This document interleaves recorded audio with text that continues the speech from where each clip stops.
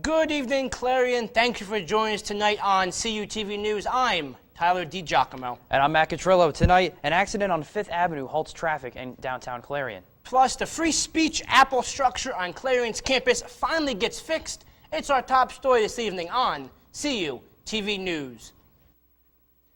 After months of delays, the Apple statue on Clarion's campus finally got a much-needed makeover. It's been less than 2 years since the apple was first unveiled, as you see here in the stock footage, and it's already sustained major damage. What was once an apple became a tarp-covered blob after students began to sit on the statue after it had already been damaged by the harsh weather last year. The apple was first introduced as a means of artistic expression for students, but due to heavy damage, painting and drawing on the apple is prohibited at this time. Today, crew members were seen working on the statue in an effort to return the fruit to its former glory. If all goes well, the apple should be ready in the fall semester, and students once again can use it as a creative outlet. A 3-vehicle accident shut down a portion of Clarion Monday. A call came into the Clarion 911 dispatcher around 4:45 in the afternoon for a report of a multiple vehicle accident on South 5th Avenue near L Street. As you see in the picture, courtesy of Ryan Robertson and ExploreClarion.com, at least 2 vehicles at the scene sustained significant front-end damage. Sources say a 3rd vehicle sustained minor damage. The Clarion and police and fire departments, as well as the Clarion Hospital EMS, were also dispatched to the scene. There was no report of any sustained injuries. A New Bethlehem teen was seriously injured Monday morning in a 1-vehicle accident in Porter Township. Clarion-based state police say the accident occurred around 7:40 in the morning on State Route 66. A vehicle operated by the 17-year-old crossed over the northbound lanes of Route 66 for unknown reasons. The vehicle crashed into the end of the guardrail, then utility pole, and rolled down an embankment. Stat Medevac transported the driver to UPMC Presbyterian for treatment of major injuries. The impact of the crash caused the utility pole to fall across both lanes of Route 66. The road was closed for repairs for about 5 hours. Franklin-based state police say around 2:00 a.m. on April 26th, an assault occurred around Old Route 8, Cherry Tree Township, Venango County. According to police, 32-year-old Daniel Lloyd Conway and 31-year-old Heather Iron Hawthorne, both of Titusville, were allegedly involved in the incident. Police say Hawthorne allegedly slapped and kicked Conway. Conway then allegedly shot a 9mm pistol 10 times into the ground of the vicinity of Hawthorne, according to police. Conway was arraigned on simple assault charges. No other information was provided. A teen is awaiting a preliminary hearing after allegedly making threats to a man traveling on Route 8 in Oil City, Venango County. 18-year-old Audrey Todd Muir of Oil City is facing several charges, including terroristic threats, harassment, and hazardous disorderly conduct for the incident on April 12th. According to a criminal complaint, a male reported to the Oil City Police Department that another male was traveling on Route 8 in Oil City, allegedly threatened him with a knife. Muir allegedly admitted to having a knife on his person at the time of the incident, as well as exiting the vehicle to confront the victim while the knife was still in his hand. According to court documents, Muir was arrested on April 12th, and criminal complaints were filed on April 21st. The date for the preliminary hearing has not yet been released. The 6th annual Mayfest 5K Fun Run Walk has opened registration. This year, the race is being held in memory of Paul Zackerl, a North Clarion junior-senior high school math teacher who passed away on October 7, 2014. The event is set to take place on May 22nd at 7 p.m. It starts at St. Michael's Church on State Route 208. The race is on blacktop terrain and goes through the hills of Marble and Freiburg. For the safety of the participants, a portion of State Route 28 will be closed during the race. A portion of the proceeds will be donated to the scholarship fund made in the name of Paul Zackerl. And now Amerigo Allegretto joins us. Come Together Clarion was this past weekend, Amerigo. How'd it go? It went really well, I thought. It's just growing and growing each year. Back for one more round here in the studio. Come Together Clarion has grown since first being held in the Gilman Multi-Purpose Room 5 years ago. It has now become an annual center of family fun in town. But this isn't exclusive to just the town of Clarion. It's a county-wide celebration. For 5 years now, Come Together Clarion has brought students and residents together to celebrate community in Clarion. Saturday saw just how much the annual block party has grown. Anytime the university and the community comes together, which we do much more than what people imagine we do, it's a great honor.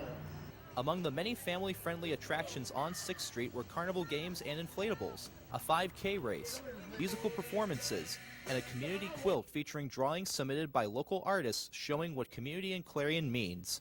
The event's meant to kind of recognize the university students and faculty and staff, while also recognizing the county community for kind of the great things that they do throughout the year.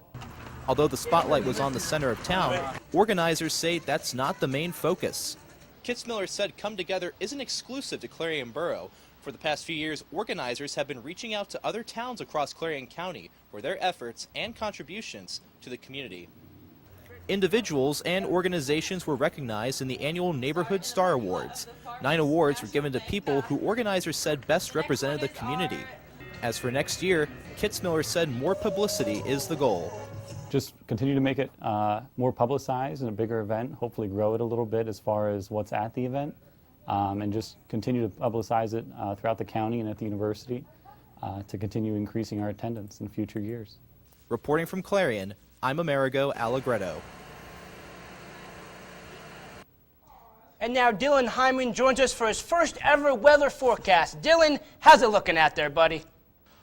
Well, let me tell you, I'm just going to step out of the shot here. You can take a look at these wonderful puppies that our photographer Adam Davis got a shot of earlier today. I mean, you know, who really cares about the weather when all we really want to see is these puppies? But when we come back, we're going to have a couple other previews of what's going on in Clarion weather and around the nation. Don't go away. CUTV. We'll be right back.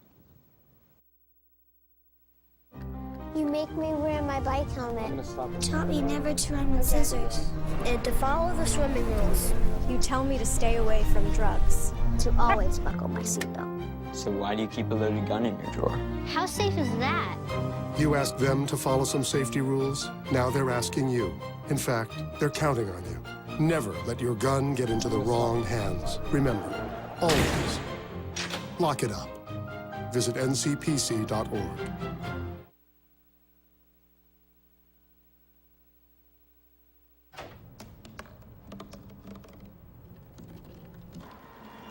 Everybody has a dream.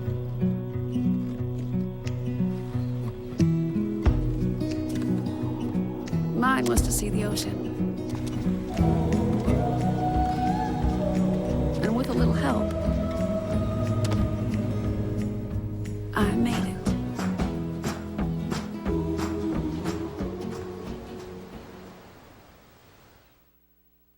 Folks, why won't we go to the doctor? My uncle called, speech all slurred, complaining his arms numb. He called everyone. He even called my daughter Tiara, because, you know, she's got a year of nursing. Everyone thinks he needs to go to the doctor, including me. So he said, well, will you take me? I'm like, I'm on the road. He goes, I'll wait. Stroke's no joke. If you or someone you love have symptoms of stroke, don't wait. It may be too late. Dial 911. Time loss is brain loss.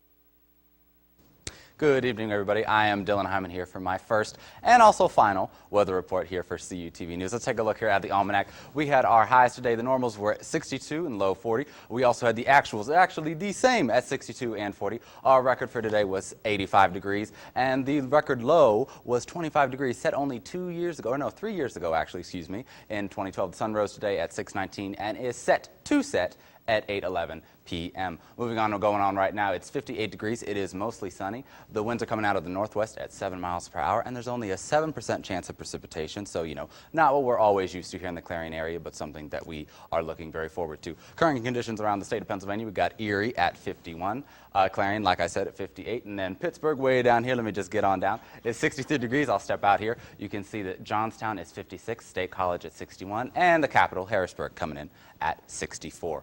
Overnight, we are expecting partly cloudy skies. It's going to be around 43 degrees. The winds will come out of the west-northwest at 4 miles per hour, and there will be about a 4% chance of precipitation, so pretty much staying the same throughout the night. Tomorrow is going to change a little bit. We're going to have a sunshine and cloud mix around 65 degrees. The winds will come out of the the west-northwest at 5 miles per hour, and there will be about a 25% chance of precipitation. Tomorrow's highs across the great state of America, or great country of America, excuse me. We got 62 in Seattle, Los Angeles and Phoenix, very jealous of them, going to be at 86 and 94 respectively, and then Denver at 77. Moving on down here to New Orleans is 72, Miami at 85, and poor little Boston up there at 57 degrees, a little bit chillier for them. We're going to take a look here at the 8-day outlook. Wednesday, like I said, going to be about 65, and then looking on to Thursday and Friday, we're going to be about rainy days with some sun, but it will rain a little bit during those days, 59, 62. Then moving on, Saturday is going to be about 65. Sunday is going to be 70 degrees. Monday will be 73.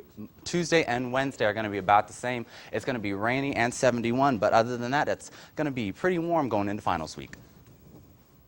Exactly, Dylan. Why's it got to be so warm when we're inside taking those finals or so? It's going to be, hell looking out there. See, but I think that it's still going to be very nice to actually go out and just see it, because the finals won't take too long. They'll only be in there for a little bit, and hopefully the rain will taper off so we won't have to deal with it very long. Very great newscaster, Dylan. Oh, Hyman. thank you. Thank you very much. There you go, Dylan. Plagued by crooked teeth, discovered when you chew, or maybe even migraines? Braces may be the answer to your problem. In today's Health Minute, Kelly Bowman explains why it's never too late for straight teeth. Deciding to get braces as an adult is a big decision. It's not just an investment. Many adults worry that they'll look silly or strange with brackets on their teeth. But there's no reason to be embarrassed. Orthodontics as an adult can be a great way to show that you care about your health. Another problem that often concerns adults is the pain associated with orthodontia. Depending upon the severity of the problem, many times it can be very uncomfortable when you're first getting accustomed to it, much more so than a child. A child's much more dynamic. Even if the thought of braces scares you, Dr. Dunwoody says the benefits far outweigh the discomfort. Getting orthodontia as an adult can improve and even correct some serious problems. People have chronic headaches, sometimes misdiagnosed as migraines that may just be a tooth position problem. Other people have sleep disorders and have trouble breathing through their noses.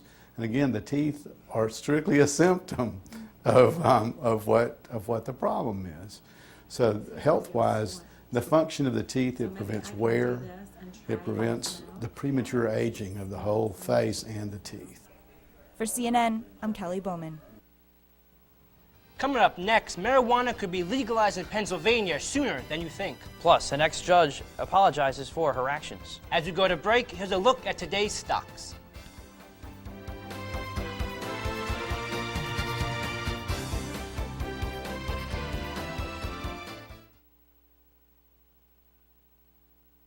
Here's your check.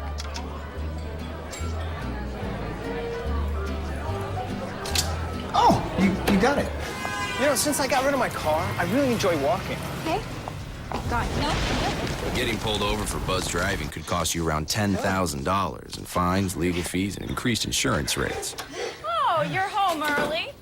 You live with your mom? That'll set your game back a few years. Buzzed, busted, and broke. Because buzz driving is drunk driving.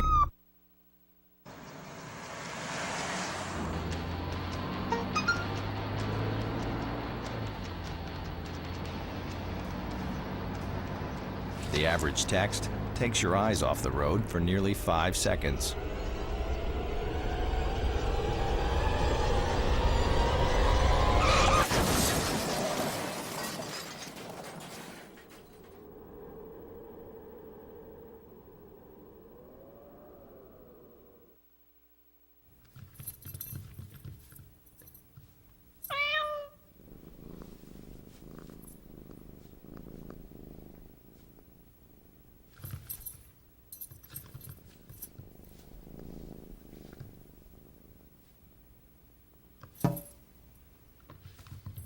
There's a shelter pet who wants to meet you.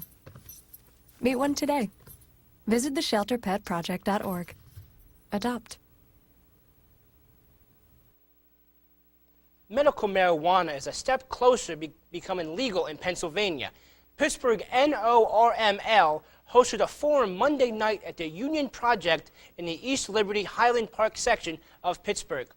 State House Representative Ed Gainey was there leading his support for the cause. The bill would make it legal for Pennsylvania doctors to prescribe medical marijuana to patients. If the law is passed, the drug would come in the form of an oil extract. Patients could ingest it or use a vaporizer to inhale it. There is no word on how quickly the State House will vote on the measure. Students, parents, and staff in the Plum Area School District hope to get answers tonight at a school board meeting. The public will offer their thoughts on the ongoing investigations of 3 teachers facing charges. Students stood outside Plum High School Monday morning to protest a Friday assembly over the freedom of speech. The American Civil Liberties Union was also involved. The ACLU demanded another school and police assembly be held to clarify that students have First Amendment rights and won't be arrested for comments made. The ACLU threatened to get an order from a federal judge if demands were not met. The Commonwealth Court may have to force University of Pittsburgh Medical Center and Highmark to honor a consent decree. The Attorney General alleges that there is confusion and uncertainty for consumers, many who are seniors. Both sides refused to comply with the consent decree, which was signed last June. The Attorney General's office says that the most vulnerable are the seniors and people with cancer. UPMC says it's canceling Highmark's Medicare in-network access because Highmark breached a contract and owes UPMC $143 million for cancer treatments. Former Pennsylvania Supreme Court Justice Joan Melvin has finally mailed apology letters to every other judge in the state as part of her criminal sentence for using her state-paid staff to run her political campaigns. The judge who sentenced Melvin had rejected previous letters in which Melvin acknowledged only being found guilty as a matter of law, telling Melvin that isn't an apology. An appeals court overturned a requirement that Melvin write the apologies on a picture of her in handcuffs, saying that she was designed only to shame and humiliate her. Melvin is also serving 3 years of house arrest and was fined $55,000. The California area high school boys tennis team is demanding answers from the WPIAL after they told them they would have to forfeit their first 4 matches of the season. The news came as the team was undefeated with a record of 11-0 with only 1 conference match to go when they heard the news. The WPIAL said the team must forfeit games because of a new rule banning most mixed-gender sports teams. The female student volunteered to fill in an open spot so the team could have enough players to compete. The rule forbids mixed-gender teams if the school has a boys and girls team, and because California has a girls team, she was forbidden to play. School administrators pleaded a case to the PIAA in hopes to overturn the 2 previous rulings, but the appeal was denied. And Lauren Healy joins us now with our first look at sports. And Lauren, the Baltimore Orioles really having a rough time trying to get some games in with all the chaos going down in the city. Yes, Matt, with the riots starting yesterday. They had to postpone their game yesterday, and they're canceling their game tonight. Tomorrow's a little bit of a different story. I have that coming up. Also highlights with the Bucks and Cubs, the Dodgers and Giants. Highlights coming up. All of this and more coming up next on CUTV News. Don't go away. Look at me. Hey. Raymond, look at Mommy. Maybe the light hurts his eyes. Maybe she's just not hungry. Maybe he can't hear us. Maybe we're not stimulating him enough. Maybe it's a phase.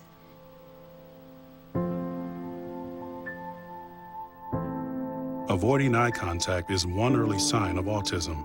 Learn the others today. The sooner it's diagnosed, the better.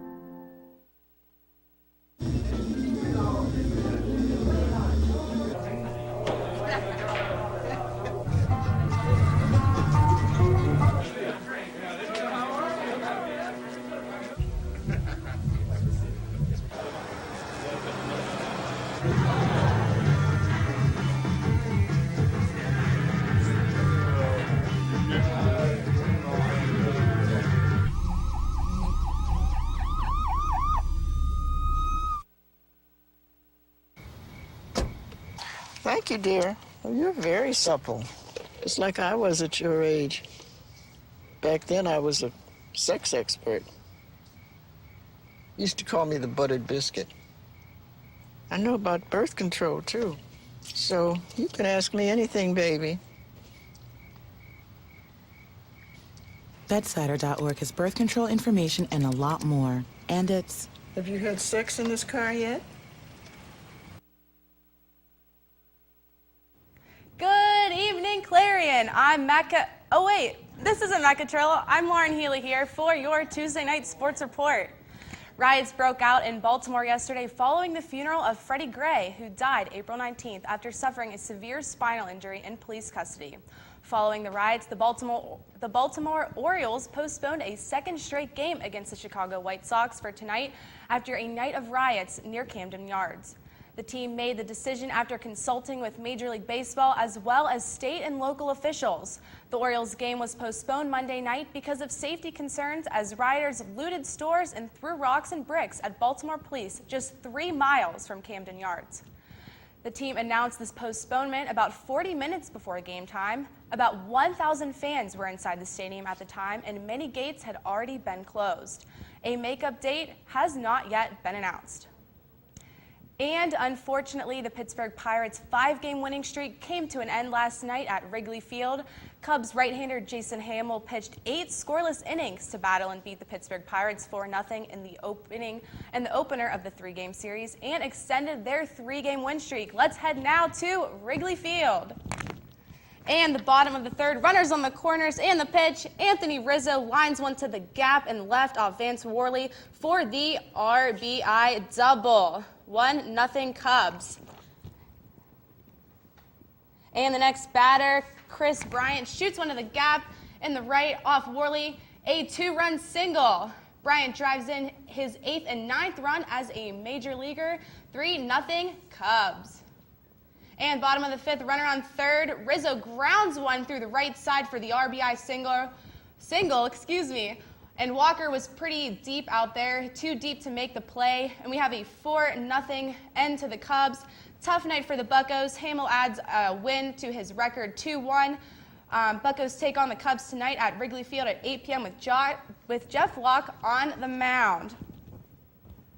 Also, a bit of a scare happened during the 7th inning when Addison Russell lost control of his bat as it flew into the stands, injuring a fan. Coincidentally, Tom Ricketts, the Cubs owner, seated near the fan, asked a team trainer for ice and assisted until paramedics arrived. Russell feels extremely bad about this situation, saying, quote, "I found the bat in my locker, so if you see the guy out there, I'm willing to give him a bat and sign it and everything. I just feel terribly bad about that." The fan was carried from the stands on the stretcher and transported to first aid before being taken by ambulance to a hospital. The Cubs issued a statement saying the fan was conscious and communicating with the staff while being transported from the stands. Now, California dreaming, isn't that what we all want here in Clarion? Let's head out to the West Coast for the California duel between the Los Angeles Dodgers and the San Francisco Giants. The Dodgers are leading the National League West with a 12-7 record, and the San Francisco Giants bringing up the caboose 8-12. Dodgers came out victorious in the battle, beating the Giants 8-3. Let's head now to Dodger Stadium. And we have top of the first, runner on first. Angel Pagan sends a fly ball to deep center where Jock Peterson makes the catch at the wall to start the 8-6-3 double play. Check that action out. Craziness. Now we have top of the second, runners on second and third. With 2 outs, Jimmy Rollins sending a sinking line drive to right. Justin Maxwell makes a diving catch to end the inning. Bottom of the 6th, now 4-3 Dodgers. Peterson taking George Canotes way back. Going, gone! Check that out. 5-3 Dodgers, bottom 6. Now we're going to the bottom of the 8th. 2 men on. Dodgers pinch hitter Justin Turner takes San Francisco deep, gone to center field. 3-run homer. Check that out. The final score, 8-3 Dodgers. And it was a good night for the Dodgers offensively. And the teams battled out again tonight with the Giants' left-hand pitcher Madison Bumgarner and the Dodgers' Clayton Kershaw on the mound. And that's all I have for you in sports. Ciao, ciao. Let's send it back to the news desk. Lauren, maybe except for that beginning, it was nice to switch it up a little bit. It was. Yeah. I kind of like being over on sports. Too bad this was my first day in Final One. It was a lot of fun. Well, the Buccos, tough loss for them last night, but hopefully they get back on track. They've been on a good run lately. Absolutely. So hopefully Jeff Locke can, help the Pirates out and get the win for them. Keep those bats going too. Thanks, Lauren. Absolutely. Thanks. As Lauren alluded to, it was a long night in Baltimore. There were more than 200 arrests following looting and riots that began Monday afternoon. Today, residents took to the streets to clean up. Ryan Nobles is on the ground in Baltimore with the latest. Residents of Baltimore started the cleanup Tuesday after a long night of riots and looting that began Monday afternoon. It's all good. It's all good. Children did break down stuff, and the adults got to pick it up and clean it up. Mayor Stephanie Rawlings Blake tweeted her thanks to residents, saying, quote, "I sincerely want to thank all those out there cleaning up streets and sharing their love for our city." But during a tour of one neighborhood where rioting took place, disappointment. Everybody knows we have a city with great needs, and there are many that are struggling. What happened last night made sure that more people are struggling and that more people have needs, and those needs are going to go unmet because of what was destroyed. And one man who grew up in one of the affected neighborhoods said the rioting was pointless. Baltimore is not a bad city. Everybody in Baltimore is not bad. We just need to wake up. All this that we doing right now ain't had nothing. These storms ain't had nothing to do with Freddie getting killed. Though Tuesday has seen a calmer Baltimore, authorities have put plans in place to prevent more violence, including declaring a state of emergency and a citywide curfew. The National Guard arrived Tuesday morning, and hundreds more are on their way. We're not going to have another repeat of what happened last night. It's not going to happen tonight. In Baltimore, I'm Ryan Nobles reporting. It's an historic day for gay marriage advocates. The U.S. Supreme Court heard arguments in a case that could redefine the way the nation views matrimony. Stacey Cohen reports. 2, 4, 6, 8, marriage equality can't wait. Both sides of the gay marriage debate demonstrated outside the Supreme Court Tuesday. The case at hand, Obergefell v. Hodges. Jim Obergefell says he wanted the right to be named as the spouse on his husband's death certificate, given that they were legally married in another state. But that was blocked by an Ohio official. For us, it was a very easy decision to say, this isn't right. This isn't something we should stand for, and it isn't something anyone else should stand for. The Ohio official was following that state's law, which does not recognize gay marriage. Now, the Supreme Court will decide whether the same-sex unions must be honored in every state. Marriage equality supporters from across the country are showing their support. It is democracy in action, and I've never been more proud to be an American. Opponents insist states have the right to define marriage as a union between a man and a woman. Best for the children, best for marriage, best for society, best for the family structure, just best the whole way around. Marriage equality advocates scored a big win here in 2013 when the court ruled same-sex couples can receive federal benefits. Advocates hope that decision is a preview of what's to come. With 37 states now where it's legal, it's kind of hard to put the cat back in the bag. I'm Stacey Cohan reporting. A new study reveals that youthful binge drinking could lead to brain issues as you get older. The study suggests that a young adult is quite sensitive to binge drinking. As a result, such drinking may cause memory problems in adults, and to make matters worse, brain cells may become more vulnerable to injury from trauma or disease. The study was published in this week's journal, Alcoholism. And now Dylan Hyman joins us for our final look at weather. Dylan. The very, very final look at weather, at least for me. So let's throw it up there. Thank you very much to everyone upstairs. We got our 8-day outlook here. So as I said, we're going to start out Wednesday looking pretty good at 65, and then Thursday, Friday, we're going to have a chance of some rain, but I think it's going to be sunny for most of the days, 59 and 62, and then going through the rest of the week, we're going to finally hit 70 again on Sunday, and Monday is going to be about 73, but unfortunately, I think Tuesday and Wednesday, it's going to be hot and warm at 71, but it is going to be rainy, so, at least we're all going to be inside studying like the good students that we are for our finals on those couple of days. But I think it's going to be a good rest of the week. Yeah, it should be a gorgeous week, beautiful weather. Only, a few days left of graduation. Not going to give a countdown or anything. Dylan, I know you're on news tomorrow. Matt, you're on sports tomorrow. That's Lauren, correct. this is your last time on desk, so and this is my last time too. I'm on weather. She's on tomorrow. I guess I'm the only one here for the last one then. I won't be on tomorrow. So I guess quickly, thank you guys very much. Thank you everybody. Matt and Alex, my best friends here at CUTV News. Alex is the best here. Clay Winters, news director. Everybody else here. Jenny Wisniewski on for directing. Emily and Jesse. So thank you guys from the bottom of my heart.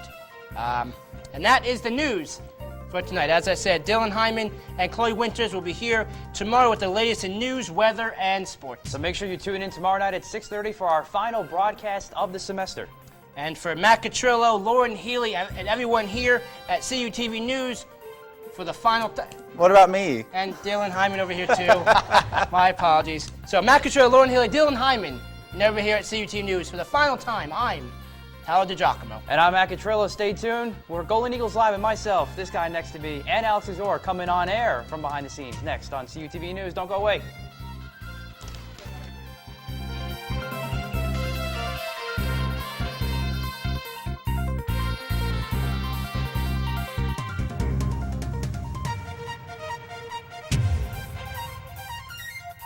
Thank you.